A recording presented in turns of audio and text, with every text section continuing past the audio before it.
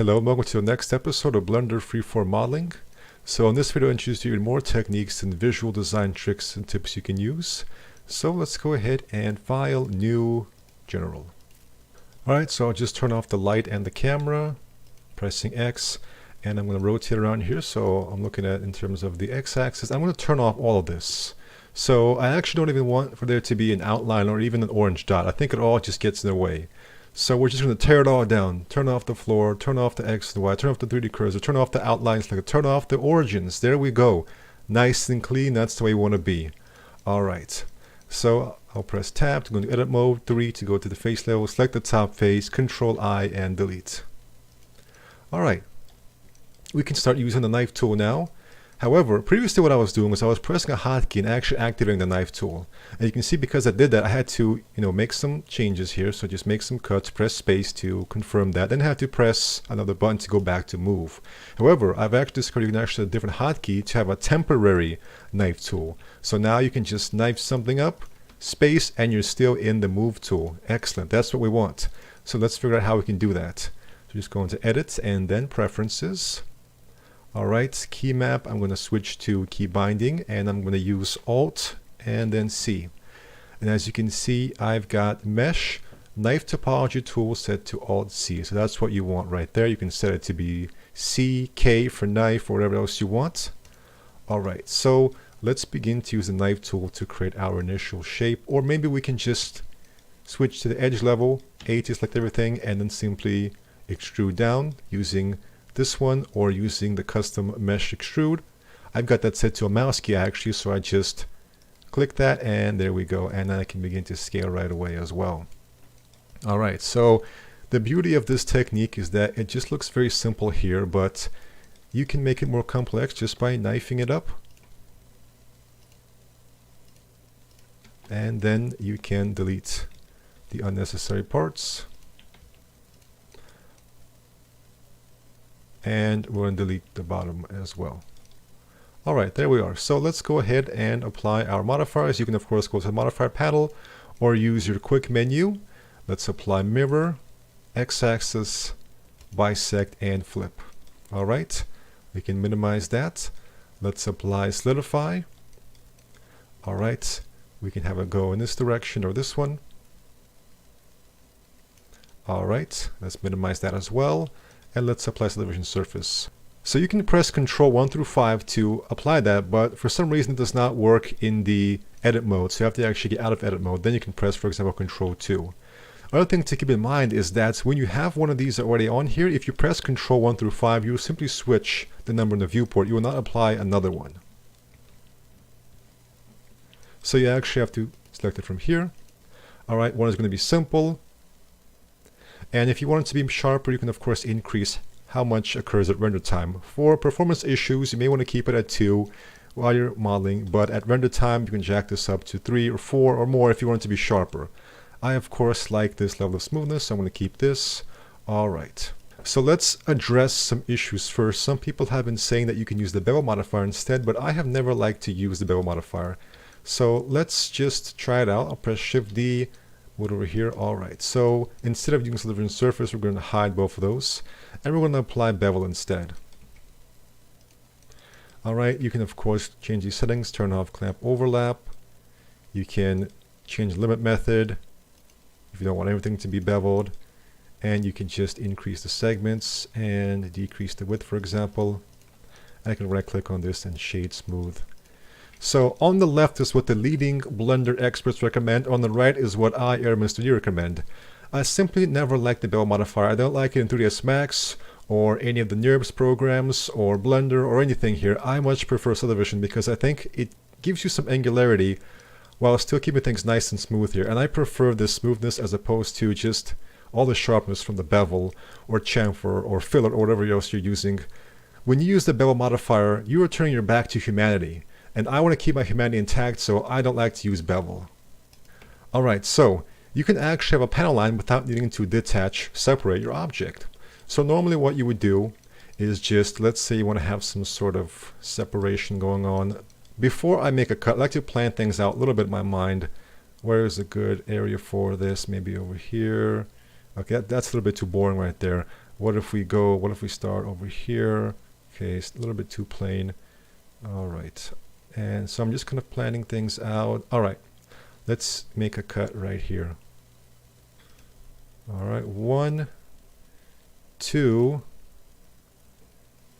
Okay. I'm trying to line up. I'm trying to kind of match this a little bit. What about, okay. What about right there? All right, space to confirm that. All right, so normally what I would do is I would just switch the faces, select this, hold down Control to kind of get this. All right, and then I would just press D to separate that, separate by selection. And then I will, of course, apply the modifiers on all of the objects. However, what you can do is have a panel line without needing to do that. So here's what you do. You switch to the edge level, pressing 2, and you select this, and you hold Control, and you just keep on selecting this. All right, then you go into edge and then mark as sharp. And you notice how to get this kind of blue line here. It kind of looks like it's almost separated. If you look closely, it almost looks like there's a little bit of separation between it, but it's actually still just the same mesh.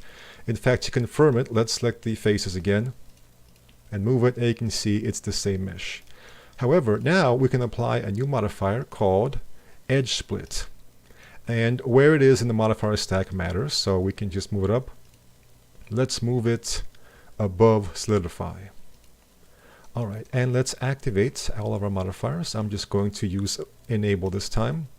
All right, and I'll press tab to get out of edit mode. And so one reason I like to turn off the outline selector is because it always kind of gets in the way here. It kind of prevents me from reading the model properly. So I just like to turn it off. I also don't like dot here. I think it's just kind of annoying. So we can turn off origins and then outline selected here. So you can see what's going on here. Let me just turn off sharp edges. Let's just see what the edge angle does. So what this does, it looks at the angles and pretty much splits it off while still having it be the same mesh. So let's decrease this to a very low level. Let's just try 1. All right, and you notice that it pretty much gives us panel lines everywhere here. Now, of course, if you zoom in here, it looks very sloppy. However, one thing to know in 3D is that even though a technique may produce bad results, there may be some situations where it's still useful.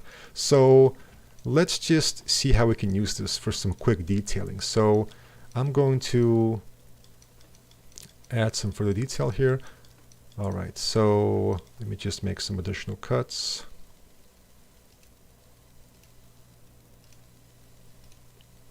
Space. So one thing I like to do is I like to just select something and just extrude it out here. And even though it looks really strange, what you'll find is that once all these modifiers are applied, you get a very interesting result here. Now obviously this whole technique that I'm showing you guys does not apply to a lot of things.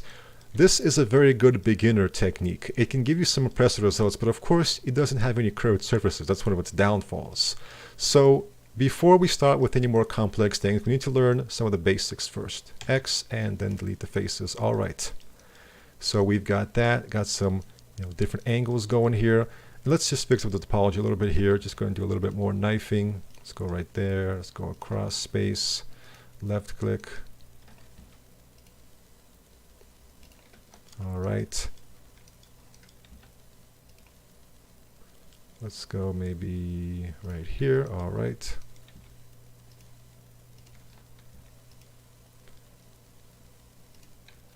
Of course, one downfall of using the knife topology tool is that you have to press it every time. If you switch to just the knife tool, you can just keep on knifing things without having to press the hotkey every time. So there are pros and cons to various ways of doing things. And I actually saw something I like here. When I did that, kind of saw a shape that I like. Another happy accident. All right.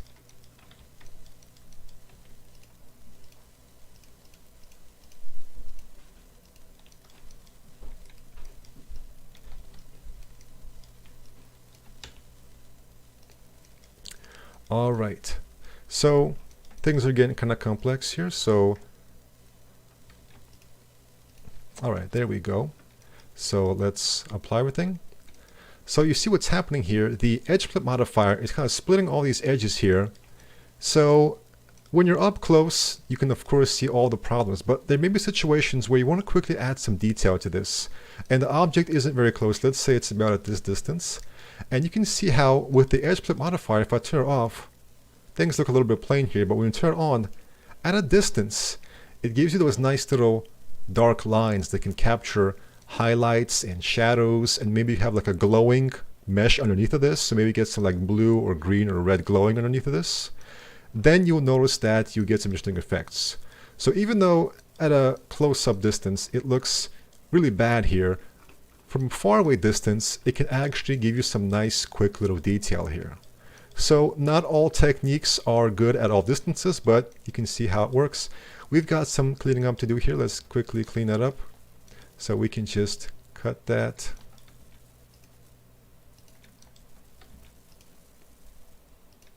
And for good measure, let's also have a line going through here just for better subdivision and space. All right. There we go. So let's turn off the edge angle. Let's use sharp edges. And you can see, because we marked this as sharp, we now get a nice panel line while still keeping it as part of the same mesh. So that's very good. But of course, in many situations, you'll want to apply a different material to this and maybe just kind of move this separately. So in many situations, you will actually want to separate it. And we also want to cut like so. And that will just give us much better subdivision. All right. So if we look at this, we have our primary shape, which is just the border. We have some secondary shapes. And now we need some tertiary shapes. So one of the things about a good design is knowing where to add your beeps and boops. Where do you want to add those little small details? So sometimes you just need to take a step back and realize, think about, okay, where do I want little beeps and boops? Where will it do the most good? Well, we have an area in here, but we can keep an area simple here. We don't want to just overload this with detail. We want to add some nice bits and bobs here without overcomplicating things. So right now I'm just thinking, where is the best place to add them? I'm thinking maybe over here looks good. Maybe something across here, kind of connecting these two details. And so let's actually try this. So I'll just make 4 cuts here. So it's snapping. I'm going to hold shift to ignore the static behavior because it's kind of getting in my way. I don't want it to snap this vertex. I'm going to hold down shift. All right. And then space. All right, now I can simply just delete this. And now we have this nice little boop going on here. Of course, we get this bad result, so we need to fix up the topology real quick. And I'm actually going to use the knife tool so I can stay there every time I press spacebar.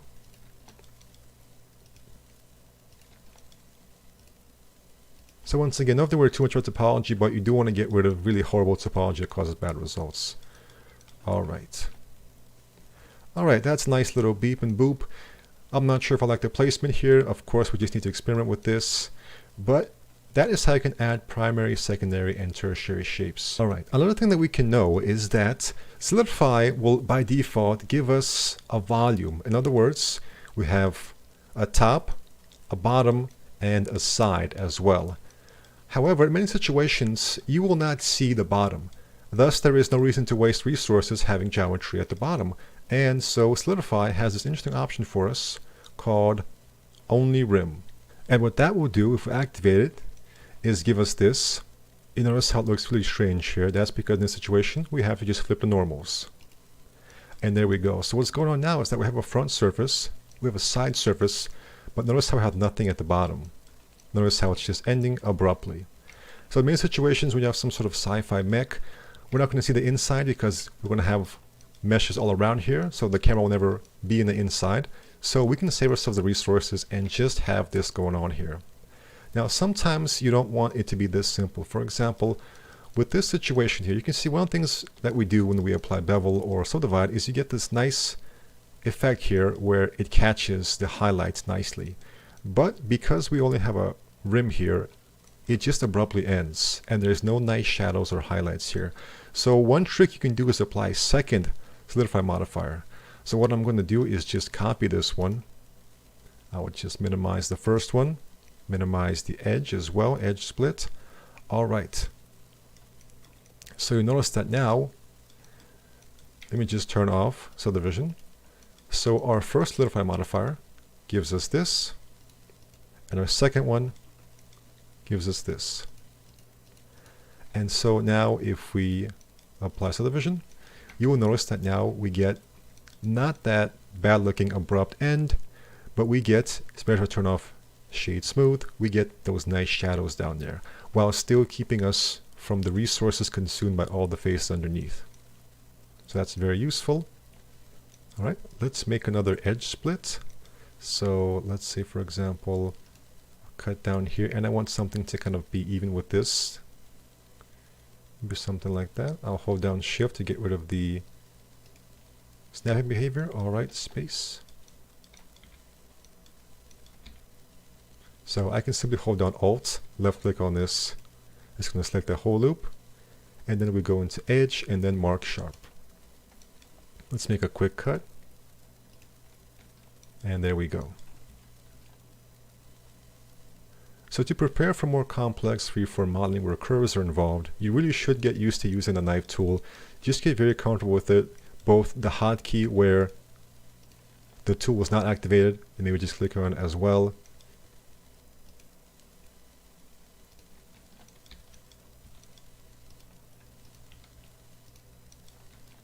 Get used to quickly turning the modifiers on and off. So I think, for example, this right here looks boring, so I like to just cut off those edges. I think that gives us a much better result. We can delete the edges, the faces, or the vertices. If you use vertices, we're going to have to select this single one and just delete that single one right there. And of course, practice just randomly selecting and insetting. Notice how this case inset gives us a bad result, so I'm going to right click and I'm going to scale it myself. I'm going to inset just a little bit, then I'll scale it myself, which gives us much better results. Sometimes you get this situation of two vertices close together, so in order to fix that, what we're going to do is just, we can use new vMoor's all-in-one settings, turn on auto merge, snap, and change the vertex. If you don't have this, you can just set those options up here. This is our snap, and this is vertex, and auto merge is right here. You can press N. All right, go into Tool, Options, Auto Merge. Press N again to turn that off. So what we're going to do is select the vertex and then simply move it. It's going to snap, and now it's just a single vertex. We can tell because if we select here, nothing else is there. All right, there we are.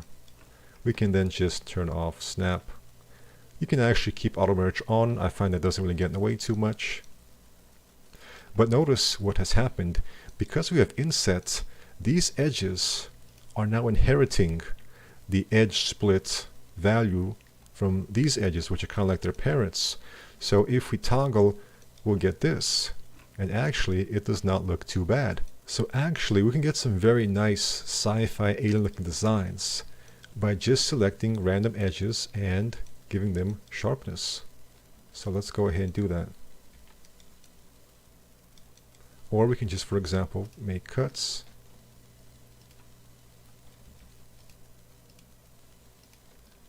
All right, and then I'm going to select these. All right, edge, mark sharp. All right, I don't want this one, so I'm going to select this one, and I'm going to go to edge, and then clear sharp. So you can actually clear it as well. And we get these kinds of results. Of course, looks very messy here, so we do need to clean the topology just a little bit.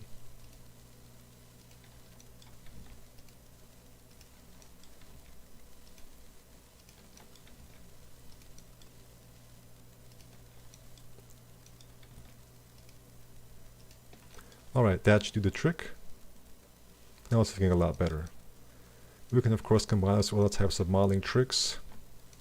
So I need to think, I'll press A to quickly to deselect everything. So I'm thinking, alright, what would look nicely with this? Maybe something in the middle. Maybe if I have some sort of detail like so.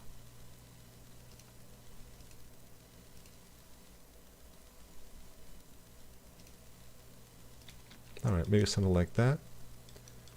Alright, and then I'm going to hold Control and just select this. Maybe I can delete this. Maybe I can inset it a little bit. Then maybe move it a little bit. See how that looks. Alright, there we go. Of course I can spend time cleaning things up and maybe positioning a little bit differently, doing some experimentation with this.